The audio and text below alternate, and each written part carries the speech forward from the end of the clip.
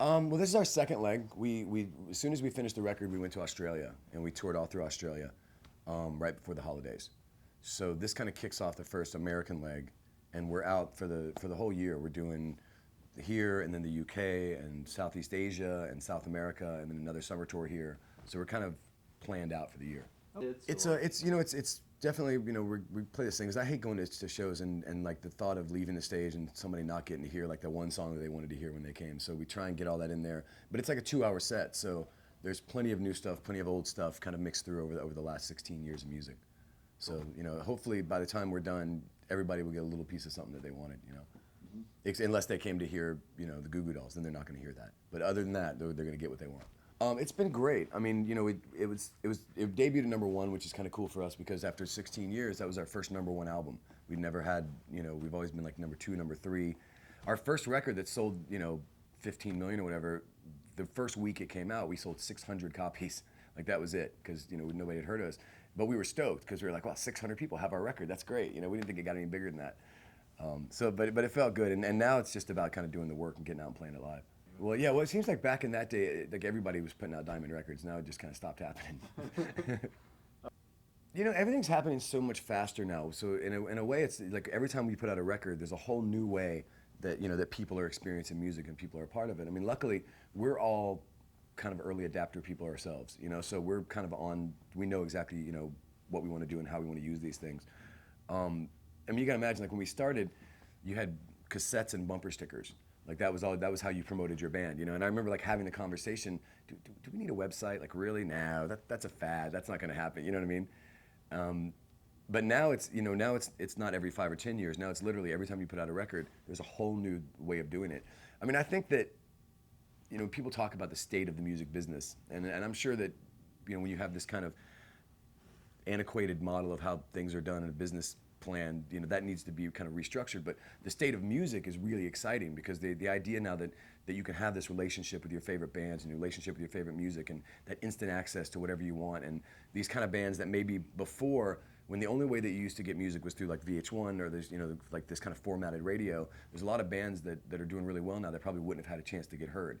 But now they're out there, they can find their own audience and then just kind of become a force to be reckoned with. So I think it's pretty cool. I've been really lucky. I mean, I got to write with some of my heroes. I got to work with Willie Nelson and Mick Jagger, and written songs for everybody from Mark Anthony to Mary J. Blige. So it's been kind of cool because I think that keeps your brain kind of active instead of just singing one kind of music. Like you're kind of trying to expand what your idea of a song is all the time, so you don't keep writing the same song over and over.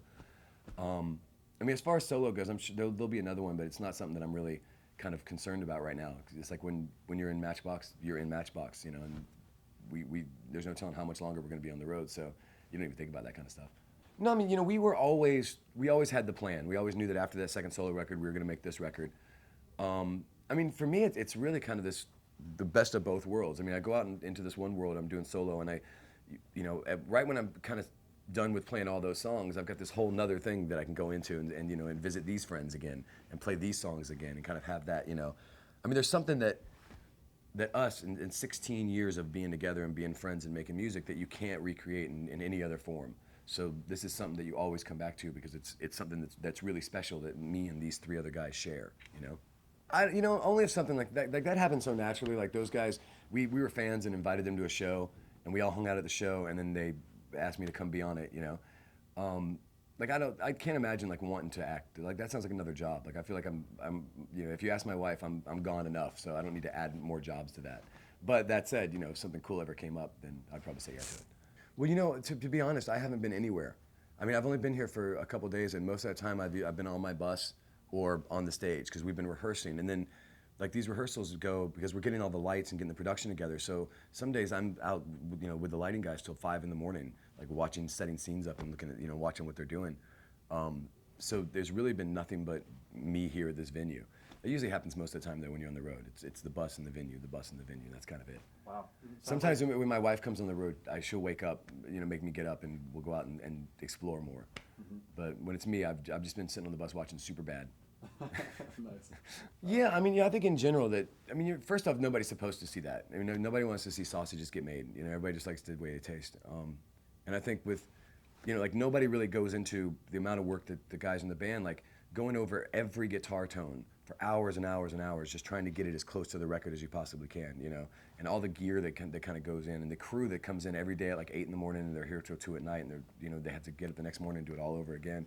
It's a nonstop thing, and it's kind of amazing that you have, you know, 100 people all just kind of getting everything together for that 2 hours. And then that 2 hours, you just wanted to go off without a hitch, and then everybody breathes and they, you know, toast each other, and then we do it again the next night. But the idea is that when you come see the show, it looks like it was nothing. You know, that we just, oh look, oh, these are instruments. Well, let's just play a song. Why don't we? You know what I mean? But no, but it's. I mean, that's the part of it that's the work, and then the payoff is that 2 hours a night. Cool. Yeah, we're doing the pre-show. Stoked about that, or thoughts about it? Yeah, I mean, I'm not a huge football fan, so I'm kind of looking at this like I'm just going to see a Beyonce show that's surrounded by sports. But I think any time you get to go to an event like that, it's cool. You know what I mean? Like any sport that I'm not a fan of, to go see it live is always cool. And to be at the Super Bowl and be able to, you know, that'd probably be the only time I'll ever do it in my life. So it should be fun. Yeah. Carlos is like family at this point. You know, and we got to know each other really well during Smooth, and then for the next record, I actually wound up writing for, like, I wrote a song for Seal, and that was one of the Mary J. Blige songs. Like, those were all on his record. And, you know, whenever we're in the same area, he'll come out and play with us, or I'll get up and play with him. And, you know, at least once every couple months, we get on the phone and have a nice powwow and see what's going on. I haven't talked to him in a couple months now, so we're probably due. But right. we both keep passing each other. I'm excited. I mean, I'm excited about seeing Phillips, you know, seeing his set. Like, we've been crossing paths a lot and playing festivals, but I just keep getting him, you know, hear the singles. So I'm really excited about, you know, watching his show, because he's a talented dude. And that's going to be fun. It's always better if, you know, when you enjoy the music, you know, because you want to come out and watch the opening band before the show and kind of get the feeling of the show, you know. All the time. I'm lonely all the time until my wife gets here. Yeah. Cool. Well, I appreciate you talking to me. Thanks, man. It's a pleasure.